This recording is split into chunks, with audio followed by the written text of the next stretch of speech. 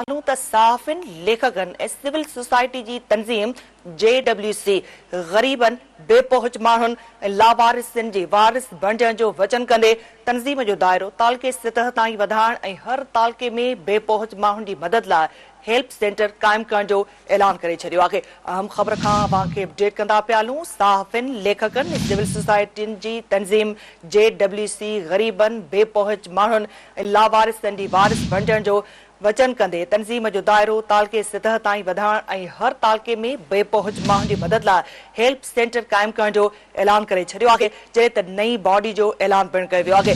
साफ़िन लेखकन ऐं civil society जी तंज़ीम journalist writer civil society for truth and peace JWC जो सालियानो इजलास हैदराबाद में थियो। इजलास समेत सॼी सिंध मां आयल ज़िलई ऐं मरकज़ी उहिदेदारनि तोड़े सिविल सोसाइटी जे अॻवाननि ऐं औरतुनि शिरकत कई। इजलास में तंज़ीम जे 2 सालनि जी कारकर्दगी, अवाम जी कयल मदद ऐं अवामी मोट तोड़े मुस्तक़बिल में अवामी ख़िदमत जे हवाले सां तफ़सीली ॻाल्हि ॿोल कंदे ईंदड़ वक़्त जी हिकमत अमलीअ ते गौर वीचार कयो वियो।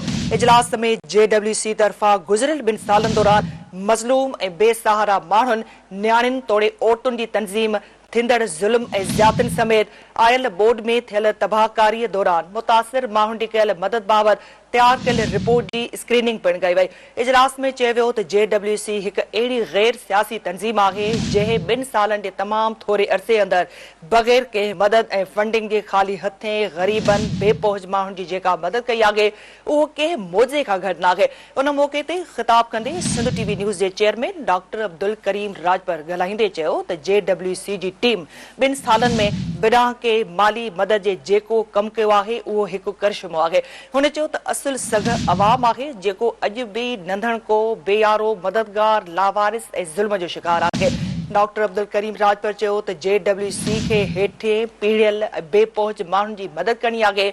अवाम खे पंहिंजनि हक़नि बाबति शऊर पैदा करणो आहे। संदसि चवणु हो त अवाम में शऊर पैदा करण ऐं हेठे तबिके जी मदद करे खेनि अॻिते आणण सां ई समाज में तब्दीली अची सघे थी।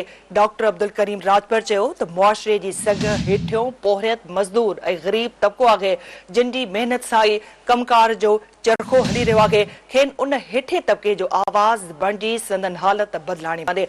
हुन चयो त JWC फातिमा फरड़ो, नाज़िम जोखियो, अजमल सावंत जहिड़नि मामलनि ते आवाज़ उथारे अवाम में उत्साह पैदा कयो ऐं अवाम सचाई वारे जज़्बे खे सुठी मोट ॾींदे वॾे तादाद में JWC जो साथ ॾिनो, जंहिं करे JWC हर मैदान में कामयाब थिए।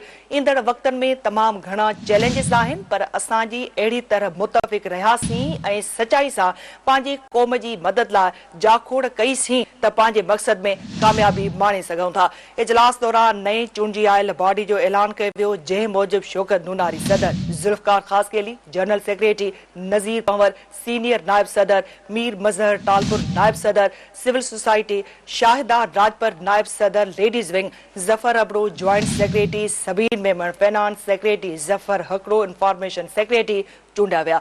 चूंडियल बॉडी जे उहिदेदारनि खे डॉक्टर अब्दुल करीम राजपर कसम खणायो, जॾहिं त ॿियनि मेंबरनि खे JWC जे जनरल सेक्रेटरी जुल्फ़कार ख़ासकेली कसम खणायो। चूंडियल उहिदेदारनि ऐं मेंबरनि कसम खणंदे वचन वरजायो त हू पंहिंजे ग़रीब, बेसहारा, मज़लूम अवाम जी बिना कंहिं लालच या मफ़ाद जी मदद कंदा। इजलास में शोएब कुरैशी, शकील सुमरो, काशिफ निज़ामाणी, मीर मज़हर टालपुर, इज़हार सुमरो, शाहिदा राजपर, सबीन मेमण, अकबर लाशारी, मीर जुल्फ़कार, अनीला सुमरो, अज़हर गुल सरके, वली चांडियो, शकूर मेमण, न्याज़ चनो ऐं ॿियनि JWC जी तंज़ीम साज़ी ॿियनि मामलनि ते तजवीज़ूं पेश कयूं।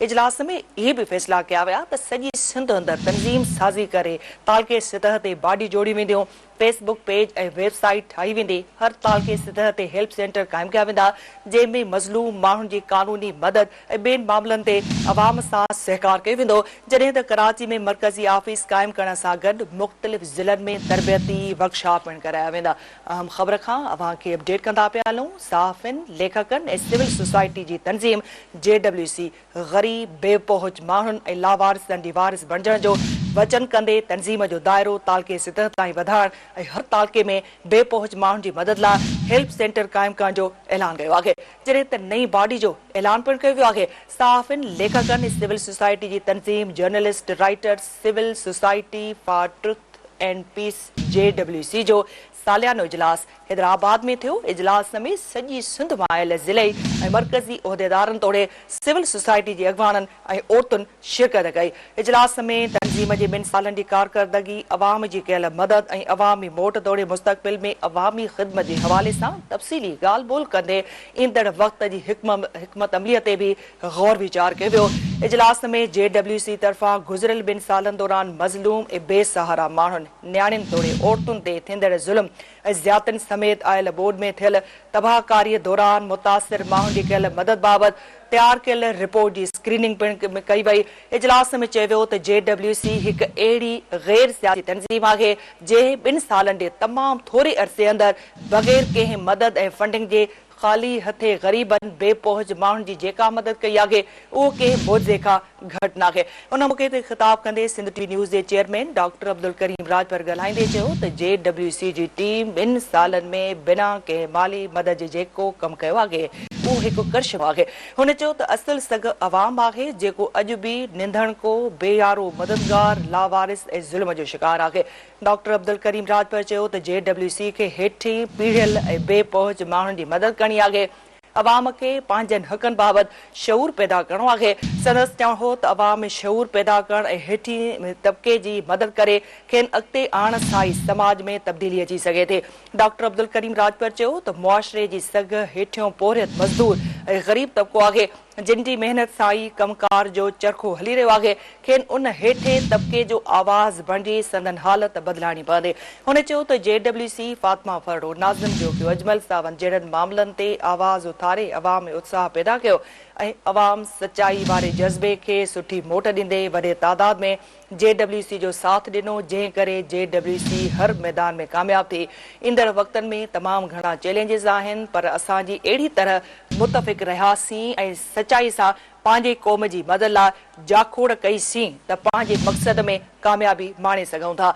इजलास दौरान नए चूंडी आयल बॉडी जो ऐलान भी कयो वियो जंहिं मूजिबि शौकत दुलारी सदर, ज़ुल्फ़कार ख़ासकेली जनरल सेक्रेटरी, नज़ीर पंवर सीनियर नायब सदर, मीर मज़हर टालपुर नायब सदर सिविल सोसाइटी, शाहिदा राजपर नायब सदर ladies wing, Zafar Abro joint secretary, Sabir Memon finance secretary, Zafar Hakro information secretary चूंडिया विया।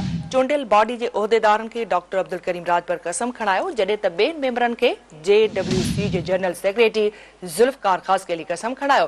चूंडियल उहिदेदारनि ऐं मेंबरनि कसम खणंदे वचन वरिजायो त हू पंहिंजे ग़रीब बेसहारा मज़लूम अवाम जी बिना कंहिं लालच या मफ़ाद जी मदद कंदा।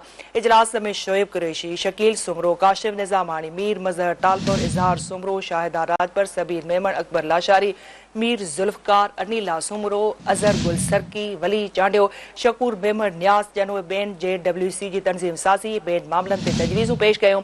इजलास में फ़ैसिला कया विया त सॼी सिंध अंदरि तंज़ीम साज़ी करे तालके सतह ते भाॼियूं जोड़ी वेंदियूं, फेसबुक पेज ऐं वेबसाइट ठाही वेंदी।